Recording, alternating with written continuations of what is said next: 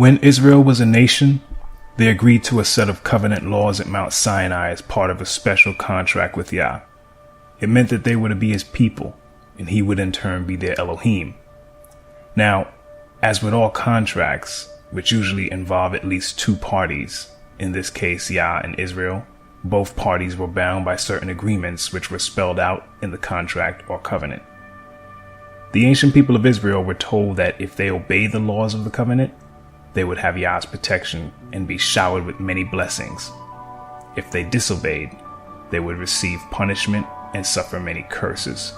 Sadly, our ancestors chose the latter, and following that fateful decision, the nation of Israel was thereafter thrust into a series of events that eventually resulted in a time of trouble and punishment whose ill effects are still felt to this very day. $890. That's a good buy. $890. Before long, ancient Israel experienced a civil war and eventually split into two kingdoms, with the tribe of Judah leading a two-tribe kingdom to the south and 10 tribes forming a kingdom to the north. After a period of self-rule, the independence of the northern kingdom was threatened by the Assyrians. We get that account in the book of 2 Kings. Hoshea, son of Elah, began to rule over Israel in the 12th year of King Ahaz's reign in Judah. He reigned in Samaria 9 years. He did what was evil in Yah's sight, but not to the same extent as the kings of Israel who ruled before him. King Shalmaneser of Assyria attacked King Hoshea, so Hoshea was forced to pay heavy tribute to Assyria. But Hoshea stopped paying the annual tribute and conspired against the king of Assyria by asking King So of Egypt to help him shake free of Assyria's power. When the king of Assyria discovered his treachery, he seized Hoshea and put him in prison. Then the king of Assyria invaded the entire land, and for 3 years he besieged the city of Samaria. Finally, in the 9th year of King Hoshea's reign, Samaria fell, and the people of Israel were exiled to Assyria. They were settled in colonies in Halah, along the banks of the Habor River in Gozan, and in the cities of the Medes. This disaster came upon the people of Israel because they worshipped other deities. They sinned against Yah their Elohim, who had brought them safely out of Egypt and had rescued them from the power of Pharaoh, the king of Egypt. They had followed the practices of the pagan nations Yah had driven from the land ahead of them, as well as the practices the kings of Israel had introduced. This gives us a good picture of why the northern kingdom was punished by being exiled to Assyria. But later, Judah, which was the only kingdom left, also ended up doing that which was not right in the sight of Yah. 2 Kings chapter 24 informs us that the last independent king of Judah, Jehoiakim, reigned for 8 years, practicing evil before Yah unleashed the forces of Babylon on the kingdom of Judah, which ended in that nation being led away captive as well. 70 long years of captivity was experienced in Babylon, and the ancient Israelites witnessed the fall of that empire and the rise of the next. After the 70 years had expired, the new Persian king, Cyrus the Great, allowed the people of Judah to return to their homeland and rebuild. This event was recorded in the scriptures. In the first year of King Cyrus of Persia, Yah fulfilled the prophecy he had given through Jeremiah. He stirred the heart of Cyrus to put his proclamation in writing and to send it throughout his kingdom. This is what King Cyrus of Persia says: Yah, the Elohim of heaven, has given me all the kingdoms of the earth. He has appointed me to build him a temple at Jerusalem, which is in Judah. Any of you who are his people may go to Jerusalem in Judah to rebuild this temple of Yah, the Elohim of Israel, who lives in Jerusalem. And may your Elohim be with you. Wherever this Hebrew remnant is found, let their neighbors contribute toward their expenses by giving them silver and gold, supplies for the journey, and livestock, as well as a voluntary offering for the temple of Elohim in Jerusalem. That second temple was indeed rebuilt, and it existed until the time of Yeshua, who prophesied its ultimate destruction. Sadly, many of the people of Judah rejected Yeshua, as they failed to understand the many prophecies and types that pointed to him, such as those found in Exodus 12 verse 5, Zechariah 13 verse 6, Genesis 49 verse 10, Isaiah 7 verse 14, Micah 5 verse 2, and so many others. Yeshua highlighted their rejection of him in several parables. A notable one is the parable of the evil farmers, which can be found in Matthew 21 verses 33 to 46. And in it, Yeshua reveals what the rejection of the nation he was sent to would result in. Following the fulfillment of the parable of the evil farmers, wherein they murdered the son of the vineyard owner, that being Yeshua, and after the rejection of his emissaries, the fate of Judah and Jerusalem was pretty much sealed. Yeshua prophesied the destruction of Jerusalem and pointed to the future of the people of Judah, which was right in line with the curses of Deuteronomy 28. And when you see Jerusalem surrounded by armies, then you will know that the time of its destruction has arrived. Then those in Judea must flee to the hills. Those in Jerusalem must get out, and those out in the country should not return to the city. For those will be days of Elohim's vengeance, and the prophetic words of the scriptures will be fulfilled. How terrible it will be for pregnant women and for nursing mothers in those days. For there will be disaster in the land and great anger against this people. They will be killed by the sword or sent away as captives to all the nations of the world.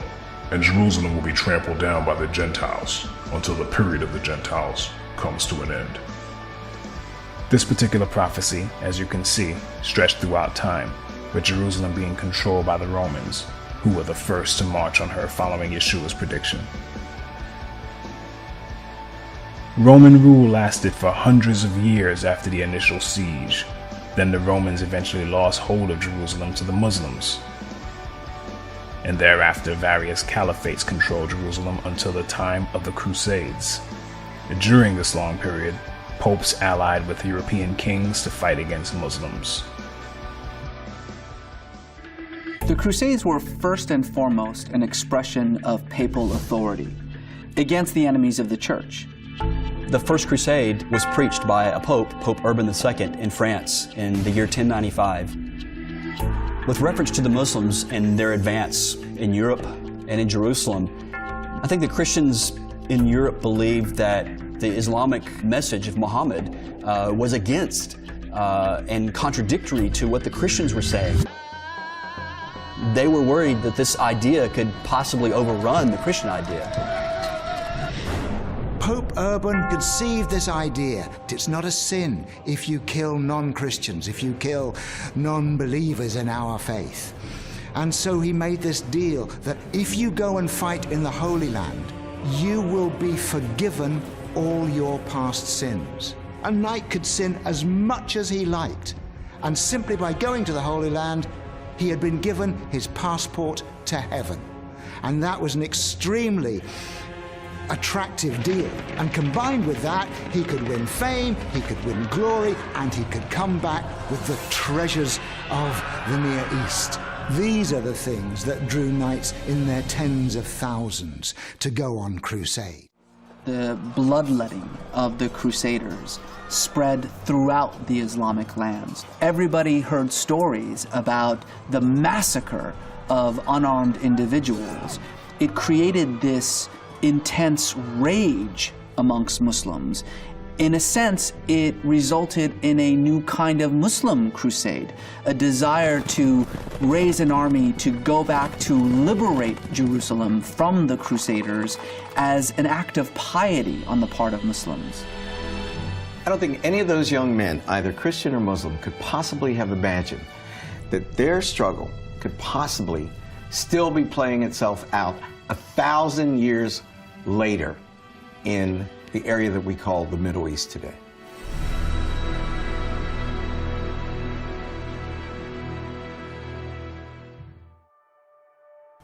Following the Crusades, control of Jerusalem went from Mongol warriors to Egyptian Mamelukes to the Ottoman Empire, who surrendered Jerusalem to the British on December 9th, 1917.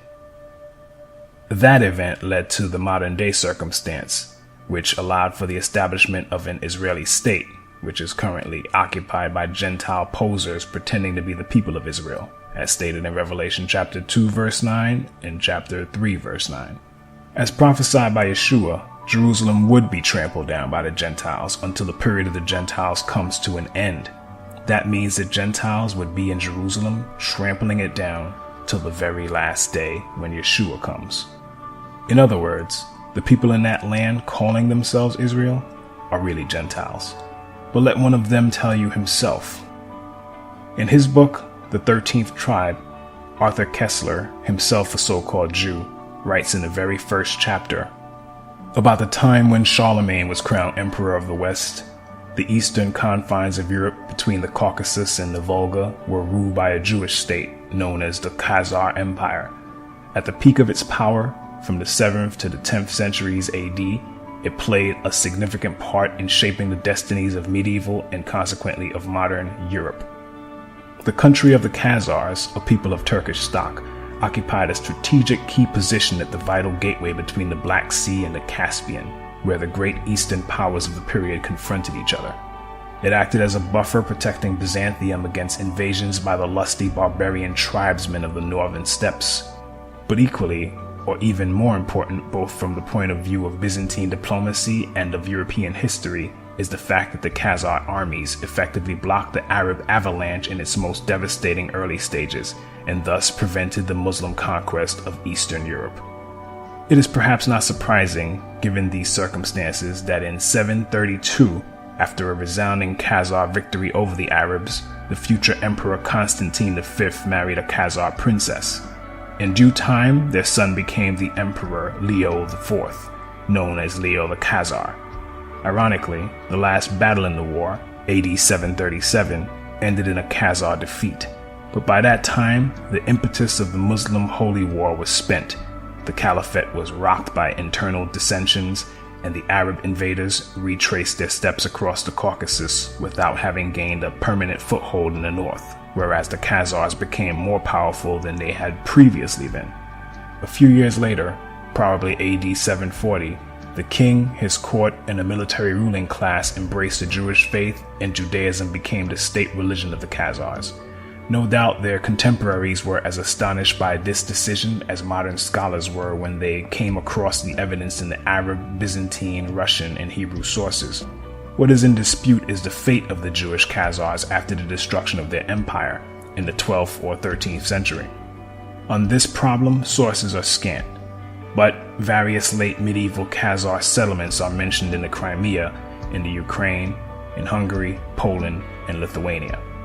The general picture that emerges from these fragmentary pieces of information is that of a migration of Khazar tribes and communities into those regions of Eastern Europe, mainly Russia and Poland, where, at the dawn of the modern age, the greatest concentrations of Jews were found.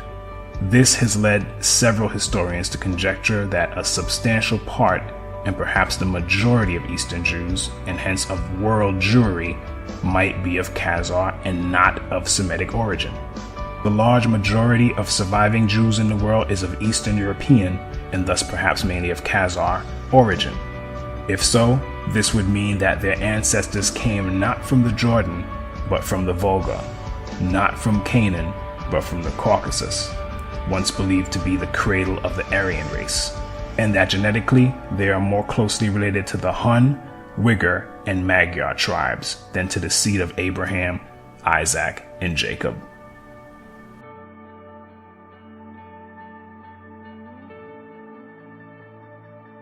Tell me, what did you mean in the title of your book that the Jewish people had been invented? It isn't a provocation. I meant it. I think that the Jewish people was invented. Like the French people, like the Italian people. You see, to build nations in the modern times, historians started to build to the past peoples. Between these peoples, I think that in the second half of the 19th century, the Jewish people was invented. Shlomo Sand, an Israeli emeritus professor of history at Tel Aviv University, wrote a book called The Invention of the Jewish People, in which he agrees with a lot of what Arthur Koestler brought forth concerning the Khazarian origins of the so-called Jews.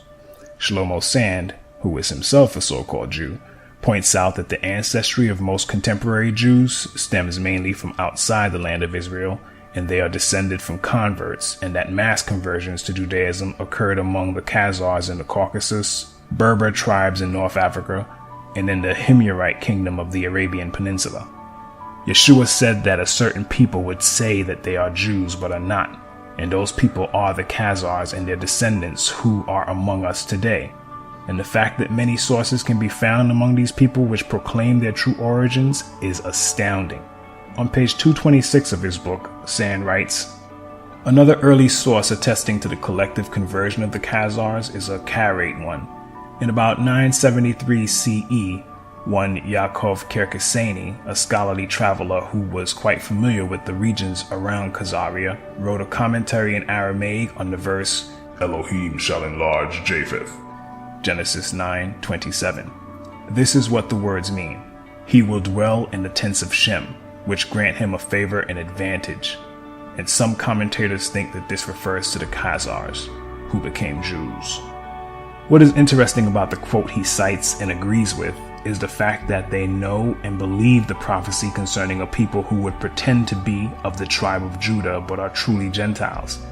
And they base this on Genesis 9 verse 27, which coincides with Revelation 2 verse 9 and 3 verse 9. What's more, most of the world is buying into this deception, and for the present day Khazarians, that's probably reason to celebrate.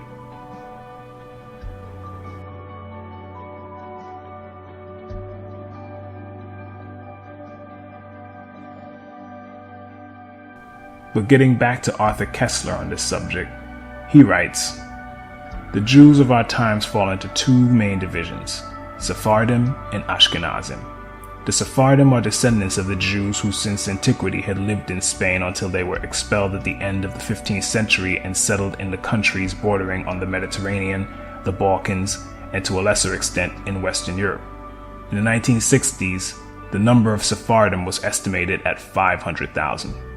The Ashkenazim, at the same period, numbered about 11 million. Thus, in common parlance, Jew is practically synonymous with Ashkenazi Jew. It should be mentioned that the Ashkenaz of the Bible refers to a people living somewhere in the vicinity of Mount Ararat in Armenia. The name occurs in Genesis 10 verse 3 and 1 Chronicles 1 verse 6 as one of the sons of Gomer, who was a son of Japheth. Ashkenaz is also a brother of Togarmah and a nephew of Magog, whom the Khazars, according to King Joseph, claimed as their ancestor. But worse was to come, for Ashkenaz is also named in Jeremiah 51 verse 27, where the prophet calls his people and their allies to rise and destroy Babylon. Call thee upon the kingdoms of Ararat, Mini, and Ashkenaz. This passage was interpreted by the famous Saadia Gaon, spiritual leader of Oriental Jewry in the 10th century, as a prophecy relating to his own times. Babylon symbolized the Caliphate of Baghdad, and the Ashkenaz who were to attack it were either the Khazars themselves or some allied tribe. So, as we have seen from the words of Arthur Koestler, historically, the Khazars and their descendants do not identify with Shem.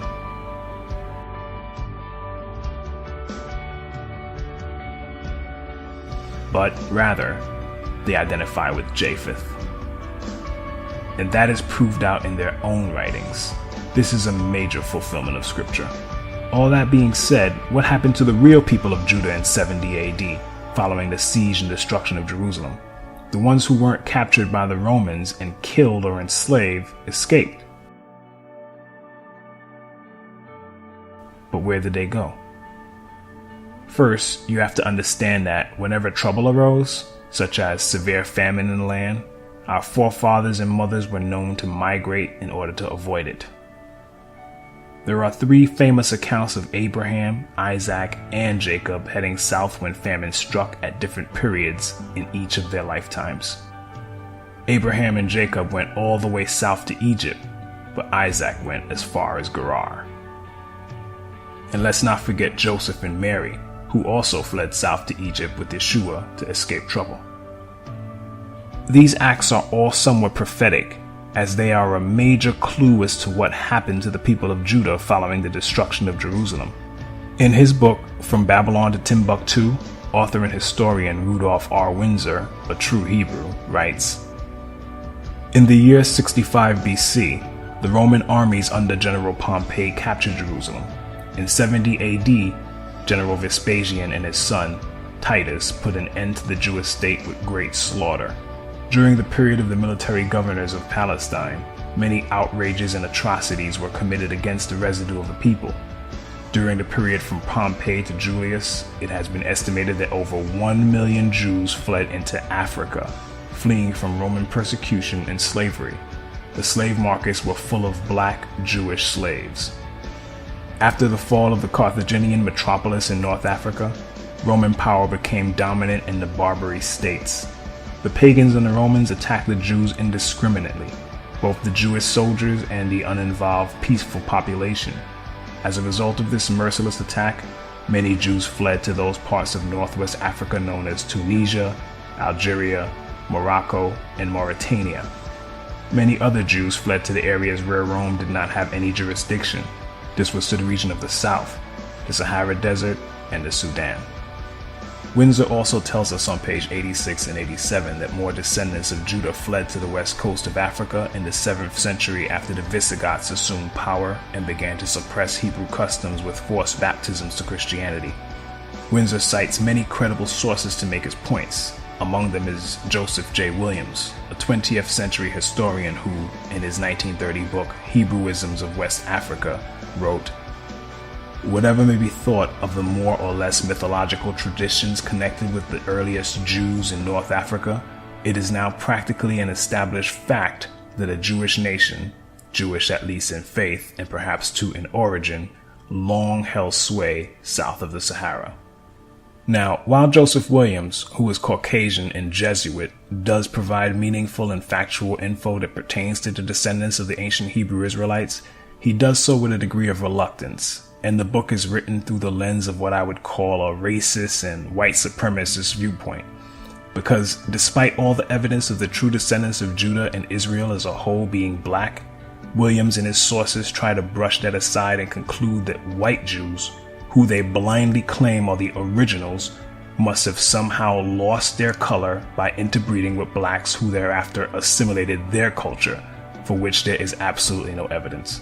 That said, Hebrewisms of West Africa is full of valuable information as regards the wanderings of the Hebrews following the flight from Judea, and it also gives great insight into the further scattering of our ancestors, as certain customs practiced in West Africa by our Hebrew ancestors found their way to islands like Jamaica, Haiti, the Virgin Islands, and many other places following the slave trade. So, having fled their homeland as prophesied, there our ancestors were, charting new territory in Africa and trying to carry on their Hebrew traditions in a new land, but not as savages or uncivilized barbarians. In fact, Rudolph Windsor tells us in his book, "The black Jews had an advantage over the African tribes. They carried their culture, history, laws, and written records with them. This assured them a constant precedent for the development of a higher social organization. Because of the stability of the black Jewish culture, the Jews were not absorbed into the autochthonous or native population.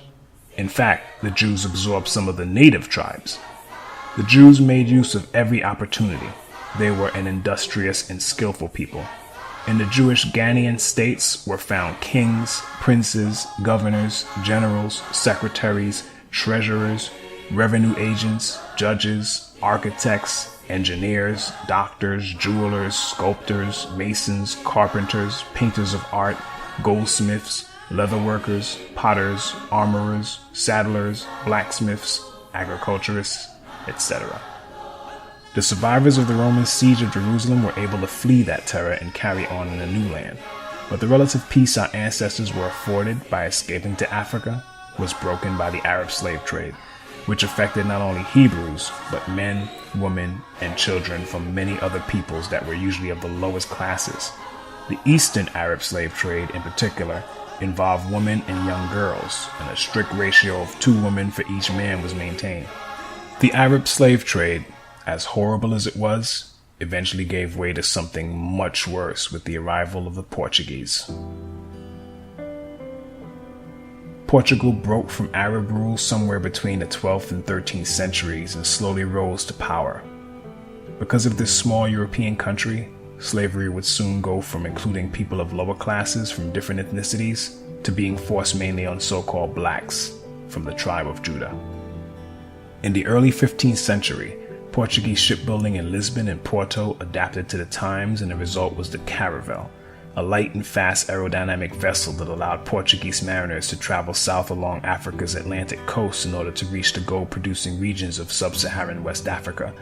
After establishing several trading posts and colonies in the region, other markets began to open up, such as the lucrative commerce in India, and overseas expansion resulted from Portugal's many trade networks.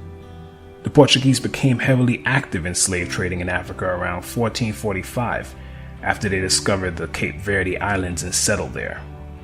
Slavery was used to fuel their expanding empire, and slave trafficking became integral to their enterprise. When it became apparent that slavery was big business, a law had to be created to protect it. Thus, the sitting Pope, Pope Nicholas V, issued a papal bull, the strongest command of a pope, titled Romanos Pontifex, Latin for the Roman Pontiff. He issued the bull to King Alfonso V of Portugal on January 8, 1455, and it allowed the king to, and I quote, invade, search out, capture, vanquish, and subdue all Saracens and pagans whatsoever, and other enemies of Christ wheresoever placed, and the kingdoms, dukedoms, principalities, dominions, possessions, and all movable and immovable goods whatsoever held and possessed by them, and to reduce their persons to perpetual slavery. This was basically a license and go-ahead for King Alfonso, who alone was personally named in the papal bull, to send vessels to search out, capture, vanquish, subdue, and enslave Hebrews, particularly the people of Judah, whose existence, kingdom, and territory they were well aware of. The people of Judah were their primary concern, in fact, and they are the so-called Negroes who were rounded up and scattered throughout the four corners of the earth, just as Yeshua said they would be, back in Luke 21, verse 24. They will be killed by the sword or sent away as captives to all the nations of the world. And this also coincides with the curse of Deuteronomy 28, verse 64.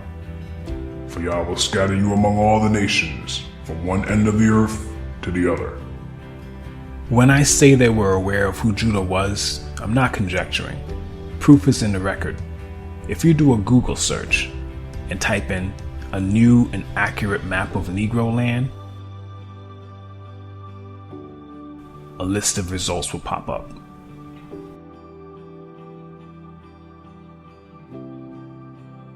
As of the date of this recording, Swain.com still works. Click on it and a page will open up showing a 1747 map of West Africa by 18th century English map engraver Emmanuel Bowen. And then click on the image of the map itself. Move your mouse pointer to the area that is now present-day Ghana and click on it to enlarge the map. Click it again and you will clearly see that what is now called Ghana was once the slave coast, which the map maker labeled the Kingdom of Judah, dropping the H at the end. This is where many of the people of Judah were shipped from, like sardines in a can.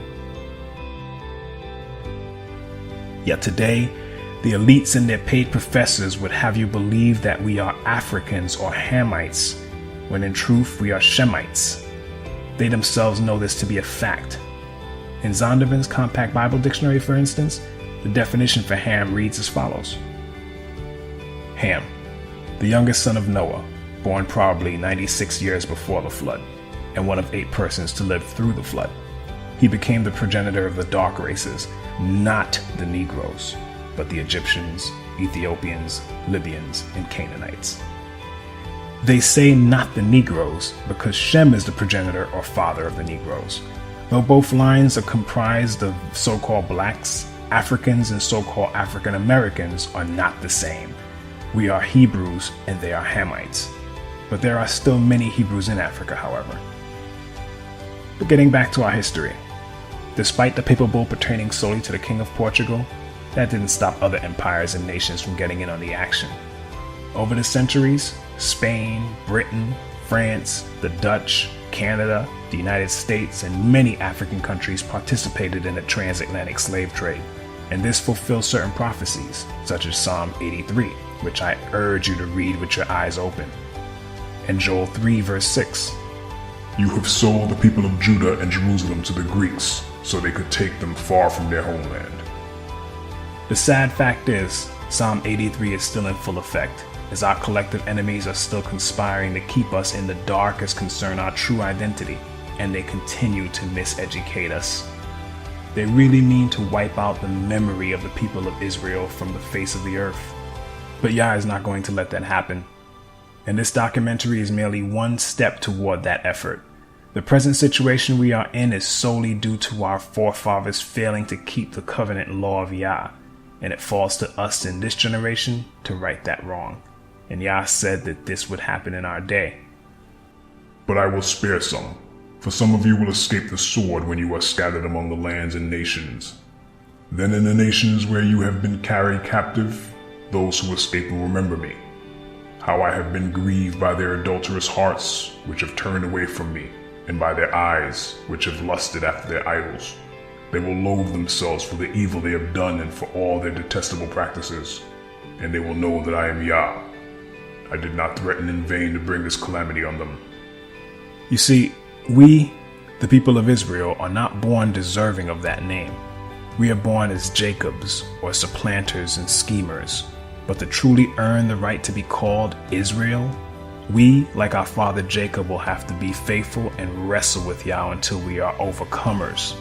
Those of us who do this will be the ones who will truly be called Israel and form the remnant of the kingdom. Having said that, please don't let this be the end of your search for truth on this subject. Continue to dig for it and pray that Yah gives you discernment, since a great deal of deception is out there regarding this topic. And spread the word to your friends and family, and he or she that has ears to hear and eyes to see among them will get it. I hope that this brief history has enlightened you and brought a degree of understanding as concerns our past, which goes well beyond Africa. The so-called Negroes, blacks, and African Americans are actually the descendants of the people of Judah, and that is something they don't want us to know.